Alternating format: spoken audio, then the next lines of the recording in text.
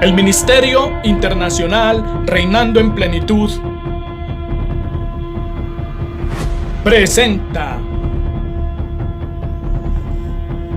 la cápsula profética.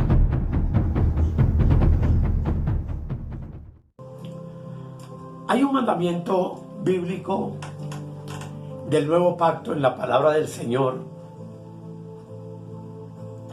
en donde se nos ordena lo siguiente. Primera de Corintios capítulo 4, verso 5.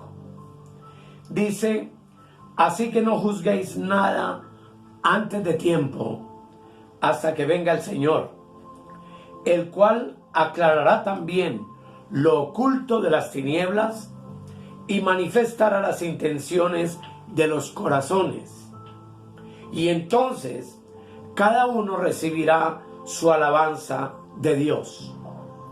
Pero esto, hermanos, lo he presentado como ejemplo en mí y en Apolos por amor de vosotros, para que en nosotros aprendáis a no pensar más de lo que está escrito, no sea que por causa de uno os envanezcáis unos contra otros. Qué importante, amados, en esta hora es entender la necesidad que tenemos de no pensar más allá de lo que está escrito, de no interpretar más allá de lo que está escrito, de no dejarnos llevar por doctrinas y enseñanzas que no estén escritas en la palabra del Señor. Y hemos venido hablando acerca del arrebatamiento o del rapto. Y la Biblia, es importante que lo entendamos, no nos dice explícitamente el tiempo del rapto. De tal manera que ningún versículo habla de que el rapto es antes de la tribulación, a la mitad de la tribulación o al finalizar la tribulación de los 7 años, de una manera específica. Pero eso no quiere decir que la doctrina pretribulacional no es bíblica.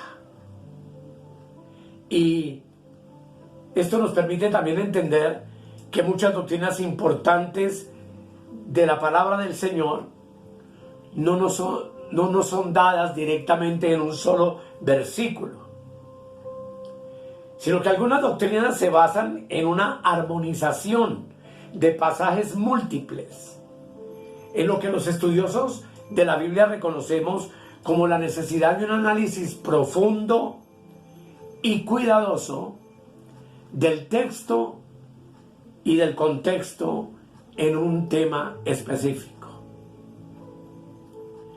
Así que hoy, en la cápsula profética, vamos a ir mirando poco a poco las pruebas bíblicas que existen para demostrarnos que el arrebatamiento o rapto de la iglesia ocurre inmediatamente antes del comienzo de la tribulación. Para esto quiero invitarles, amados, a que oremos y que el Señor nos dé entendimiento en todo. Amado Espíritu Santo, con profundo respeto y reverencia venimos a ti, oh Dios, hoy, para que tú nos guíes a través del trazar este tema de tanta trascendencia e importancia para el cuerpo de Cristo en esta hora. Cuando los acontecimientos proféticos se están cumpliendo justamente frente a nuestros ojos. Y cuando el tiempo de la segunda venida de Cristo por su iglesia y la tribulación que le seguirá después está a las puertas. Dame, Señor, la expresión y la sabiduría suficiente para poder, juntamente con mis hermanos, escudriñar esta verdad.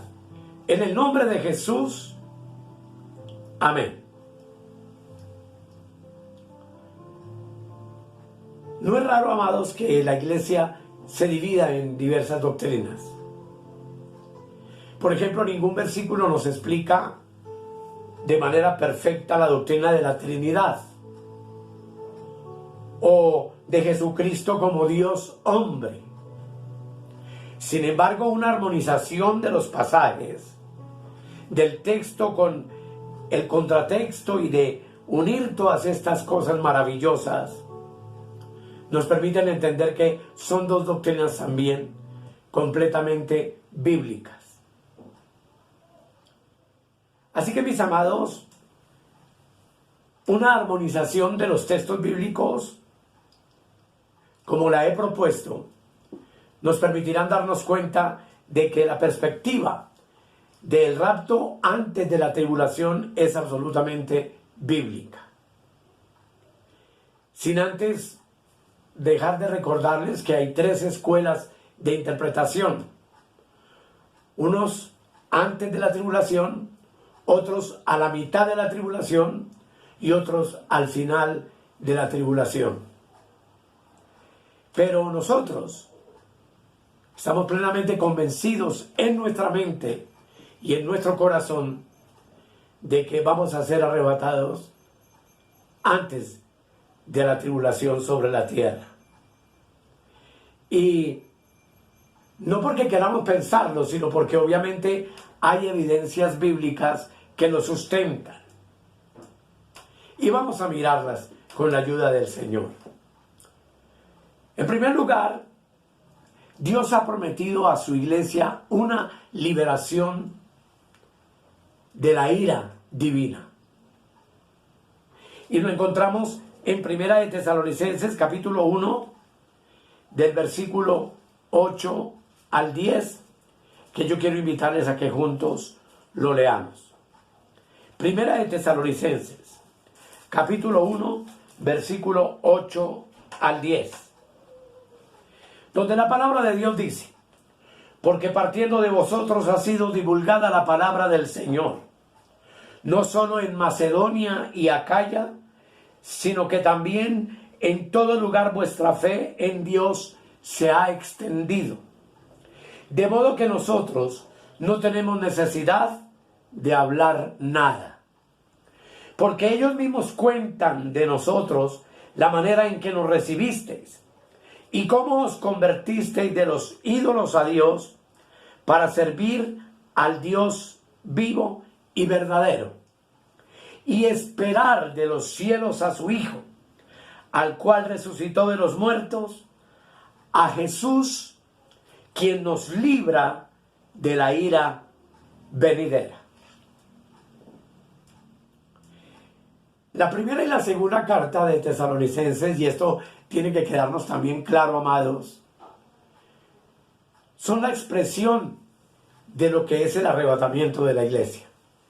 En estos dos capítulos podemos estudiarlo y no fuimos dejados a ciegas por el Espíritu Santo en una doctrina tan importante, sino que el apóstol Pablo inspiró a escribir estas dos epístolas maravillosas. Así como también entonces en Primera de Tesalonicenses, capítulo 5, del versículo 8 al 9, dice lo siguiente: pero nosotros que somos del día, seamos sobrios, habiéndonos vestido con la coraza de la fe y de amor, y con la esperanza de salvación como yelmo.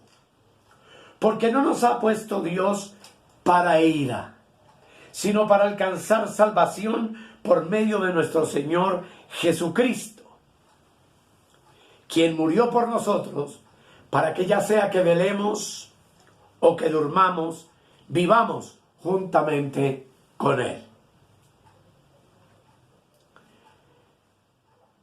Estos pasajes que estamos leyendo son de suma trascendencia importante y los estaremos desarrollando a medida que avancemos en el tema. En Apocalipsis también hay una evidencia clara cuando el mensaje de Cristo, que es el último de la Biblia, a las 7 iglesias, nos permite entender que las últimas 2 iglesias, y eso lo veremos posteriormente a fondo, de la era dispensacional de la iglesia son la de Filadelfia y la de la Odisea.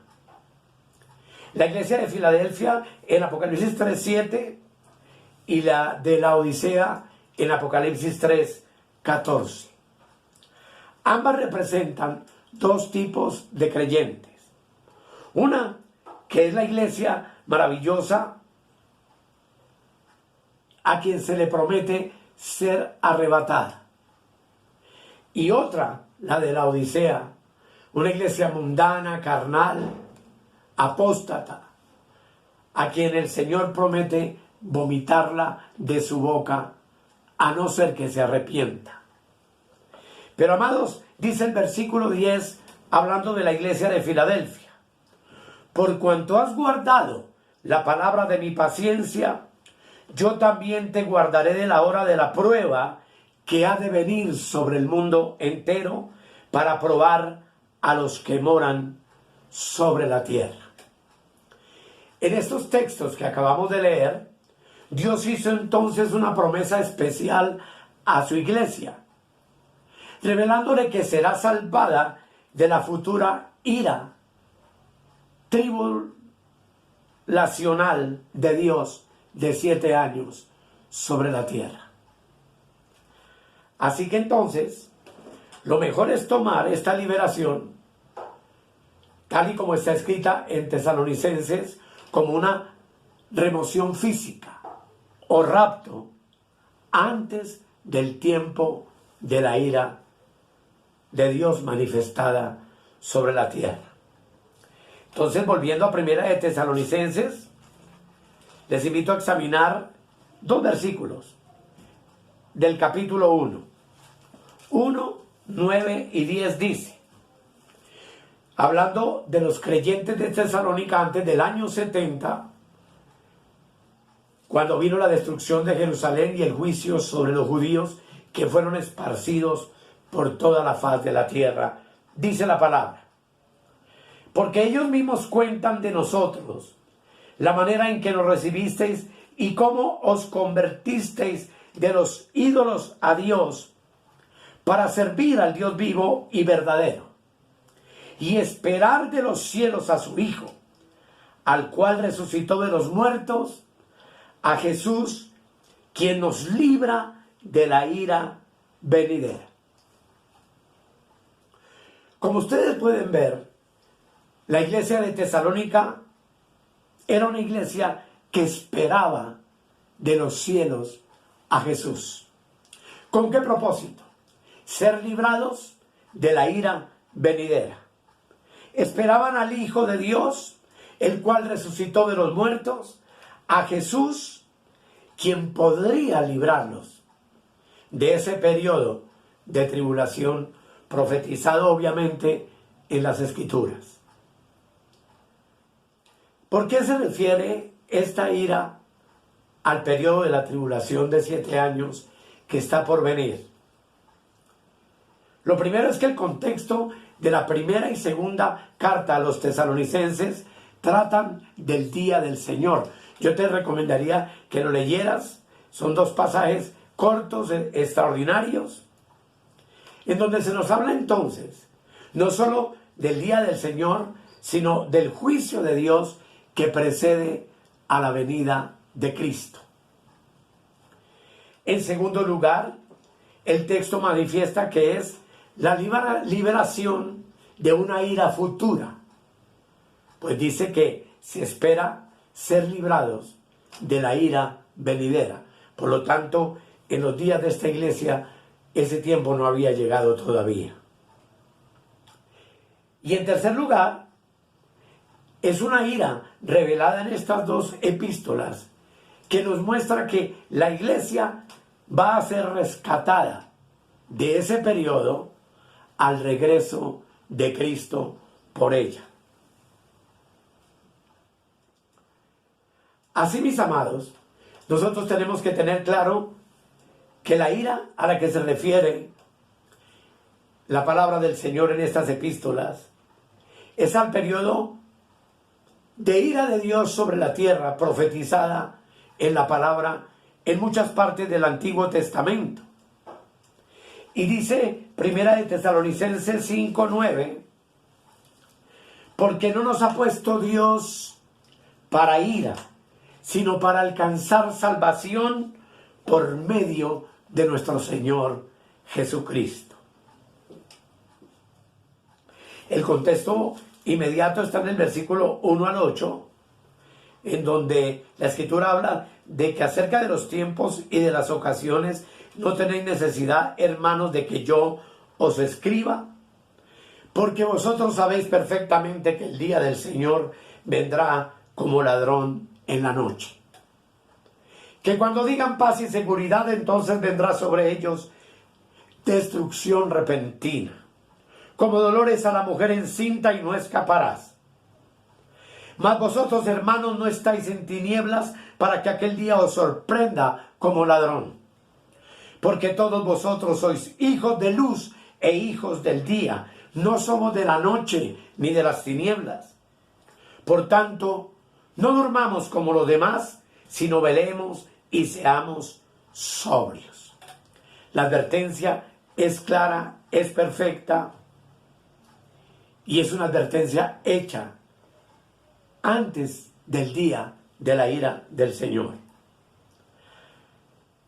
Es lo mismo que en 1:10, ya tuvimos la oportunidad de leer, donde dice, y esperar de los cielos a su Hijo, al cual resucitó de los muertos, a Jesús, quien nos libra de la ira venidera. La iglesia del Señor no está esperando 7 años de tribulación. La iglesia del Señor no está esperando sufrir durante el gobierno del anticristo. La expectativa de la verdadera iglesia del Señor, que es luz, es esperar a su Hijo, a Jesús, quien resucitó de los muertos y quien viene por su iglesia para liberarla del día de la ira venidera o ira que está próxima a venir sobre la tierra. Ese día es un día, por muchos textos bíblicos que no tenemos el tiempo para mirar ahora, profetizada por Dios en el Antiguo Testamento en muchas partes. Solamente quiero referirme a un libro, el libro de Sofonías. En el capítulo 1, versículo 14 al 18, donde la Escritura dice lo siguiente: cercano está el día grande de Jehová, cercano y muy próximo. Es amarga la voz del día de Jehová. Gritará allí el valiente. Día de ira, aquel día. Día de angustia y de aprieto. Día de alboroto y de asolamiento. Día de tiniebla y de oscuridad. Día de nublado y de entenebrecimiento. Y atribularé a los hombres, y andarán como ciegos, porque pecaron contra Jehová. Y la sangre de ellos será derramada como polvo, y su carne como estiércol. Y agrega el verso 18, ni su plata ni su oro podrá librarlos de aquel día de la ira de Jehová, pues toda la tierra será consumida con el fuego de su celo, porque ciertamente destrucción apresurada hará a todos los habitantes de la tierra. Este periodo de tribulación, que está relacionada con la semana 70 de Daniel y que veremos mucho más adelante, es un periodo de tribulación de 7 años. En este periodo, Dios vuelve a tratar con la nación de Israel. Es un tiempo de la ira divina de Dios. Así que la protección prometida para la iglesia tiene que ser por el periodo de los 7 años. Algunos han tratado de decir que la futura ira no caracteriza todo el periodo de los 7 años, sino la mitad. Proféticamente hablando, en el Evangelio de Mateo capítulo 24, este periodo se divide en 2 épocas, de 3 años y medio cada uno. El primer tiempo es denominado principio de dolores. Y el final de los 3 años y medio, el día de la ira de Dios derramada por completo, y es tiempo de la gran tribulación sobre la tierra. Dicen algunos que los juicios anticipados de los sellos de la tribulación revelan la ira del hombre y de Satanás, pero vamos a comprobar con los siguientes puntos que nos permiten ver que todos los 7 años son derramamiento de juicio de Dios sobre la tierra. Aunque veremos detalladamente en el futuro, si el Señor lo permite, en esos 7 años, Cristo desata 7 sellos, en primer lugar, luego suenan 7 trompetas, y luego 7 copas de la ira de Dios son derramadas sobre los moradores de la tierra. Recordemos que la iglesia no mora en la tierra, la iglesia es celestial. La iglesia está sentada con Cristo en lugares celestiales. Nuestra ciudadanía como iglesia está en los cielos.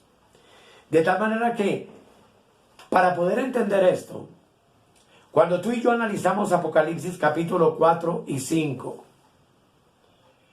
encontramos que Jesús es el mismo que se encuentra únicamente digno de abrir los sellos. Y esos sellos comienzan a ser desatados sobre la tierra en el capítulo 6, el versículo 1. Esto es un bosquejo general. En el capítulo 5, Cristo es encontrado digno de tomar el rollo donde los juicios de Dios se desatan a medida que 7 sellos se van abriendo de juicio sobre la tierra. En el 6.1 dice Apocalipsis: y vi cuando el Cordero abrió uno de los sellos, el primero, y oí a uno de los 4 seres vivientes decir con voz de trueno: ven y mira. Y miré, y aquí un caballo blanco, y el que lo montaba tenía un arco, y le fue dada una corona, y salió venciendo y para vencer. Este personaje de este primer caballo blanco es el anticristo, que, vuelvo y le repito, no tenemos el tiempo ahorita para poderlo examinar minuciosamente.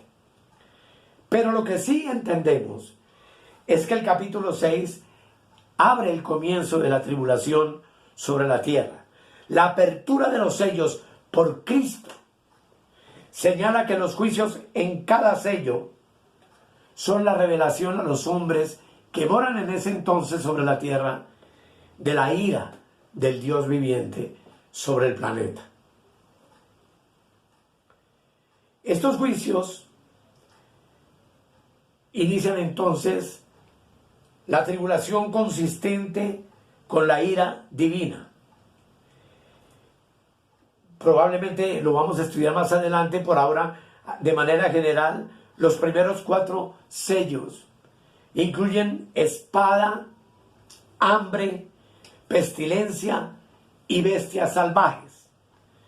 Y esos sellos son el reflejo frecuentemente utilizados en las Escrituras como expresiones del juicio y de la ira de Dios. Ciertamente, estos 4 aspectos de los 4 jinetes del Apocalipsis, todos ellos incluidos y nombrados por Dios en el Antiguo Testamento sobre la nación de Israel y sobre la ciudad de Jerusalén. En Ezequiel, capítulo 14, vamos a leerlo por favor. Ezequiel 14,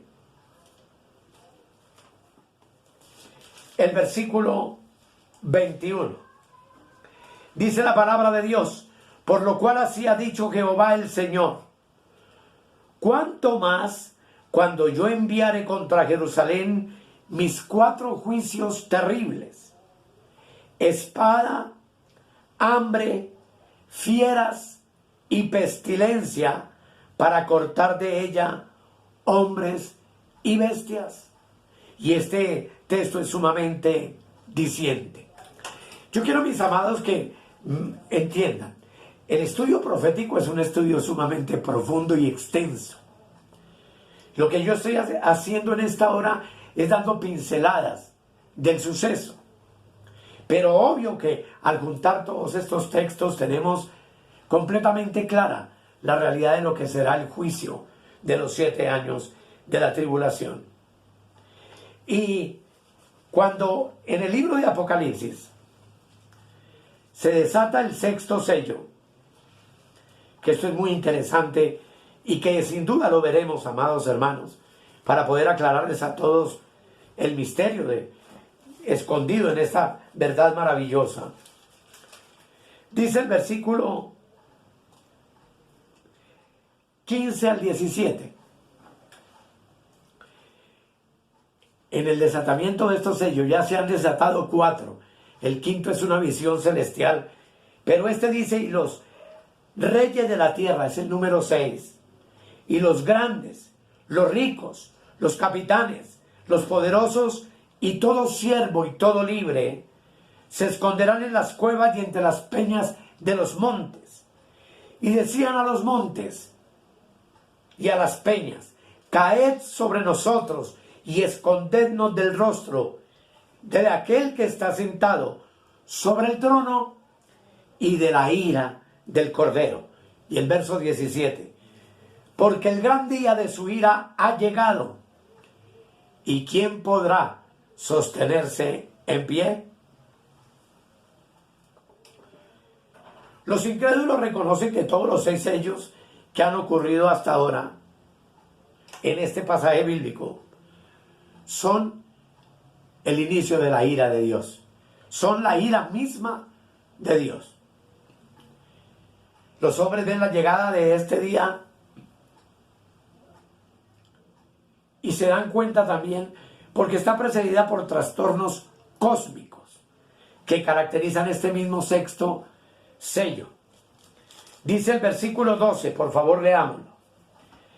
Miré cuando abrió el 6º sello, y aquí hubo un gran terremoto, y el sol se puso negro como tela de silicio, y la luna se volvió toda como sangre. Y las estrellas del cielo cayeron sobre la tierra como la higuera deja caer sus higos cuando es sacudida por un fuerte viento. Y el cielo se desvaneció como un pergamino que se enrolla, y todo monte y toda isla se removió de su lugar. Esto implica entonces, amados, que estos reyes y estos hombres que habitan sobre la tierra en ese tiempo, al ver todas estas señales tremendas, terribles, de hambre, de espada, de peste, de muerte sobre la tierra, más este conflicto cósmico que está aquí narrado de manera tremenda, les da la base para querer morirse, para quererse esconder en cuevas y pedirle a la tierra que los consuma, que se los trague, porque ahora sí se han dado cuenta de que el día terrible de la ira del Señor ha venido sobre la tierra. Antes de todo esto, mis amados, tú y yo seremos traspuestos. Tú y yo seremos arrebatados, como vamos a estar mirando en el siguiente tema. Les repito, amados, esto es sumamente profundo. Cada cosa tiene un significado. Gastaríamos buenos meses y lo vamos a hacer, pues esto se llama la cápsula profética. Pero por ahora, tengamos en cuenta entonces que hay una promesa sobre la cual comenzaremos el siguiente tema, de Apocalipsis 3:10, a la iglesia de Filadelfia, que me permito volver a leer porque es sumamente importante. Dice: por cuanto has guardado la palabra de mi paciencia, yo también te guardaré de la hora de la prueba que ha de venir sobre el mundo entero, para probar a los que moran sobre la tierra. La iglesia de Filadelfia es la iglesia del amor hermanable.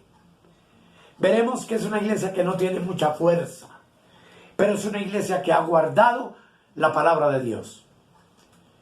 Y por hacerlo, y por vivir para el Señor, en medio de esta generación apóstata que hoy estamos viviendo, su premio es ser traspuesta, es ser arrebatada, es ser raptada por el mismo Señor de gloria, quien vendrá en las nubes del cielo y, como ya vimos en el tema anterior, la tomará hacia sí mismo para entrar al lugar de gloria donde él ahora está, que se llama el tercer cielo. Así, mis amados, estemos pendientes de todo lo que tenemos que ver. Esto es sumamente largo, pero sumamente hermoso. Démosle gracias al Señor, porque estamos comenzando a descubrir juntos que la promesa del arrebatamiento es real y que como iglesia, vísperas ya del fin de todas las cosas, debemos de estar preparados y esperando de los cielos a Jesús, quien viene para llevarnos a nuestra morada eterna. Querido Padre, te doy gracias en el maravilloso nombre de Jesús. Gracias por tu preciosa palabra. Gracias por darme el privilegio de compartirla con tu iglesia hermosa. Yo declaro bendecidos a todos los hermanos que han venido acompañándome en este proceso durante estos 2 años y medio. Y te doy gracias, porque sé, mi Señor, que tu venida no va a sorprendernos como ladrón, porque nosotros no somos de las tinieblas ni de la noche, sino que la luz de tu evangelio y tu palabra ha resplandecido en nuestros corazones y ha iluminado nuestro entendimiento para estar listos y preparados para esta hora gloriosa. Te doy gracias en el nombre de Jesús. Amén. Amén. Y amén. Amados, gracias por su atención. Y continuaremos mirando la promesa del rapto en el próximo segmento. Que el Señor continúe bendiciendo tu vida. Y de nuevo, muchas gracias por tu atención. He aquí yo vengo pronto, y mi galardón conmigo, para recompensar a cada uno según sea su obra. Si necesitas oración o tienes alguna inquietud, contáctenos al 314-585-2864. Suscríbete en nuestro canal de YouTube o escríbenos al correo electrónico reinandoenplenitud@gmail.com. Bendiciones para todos.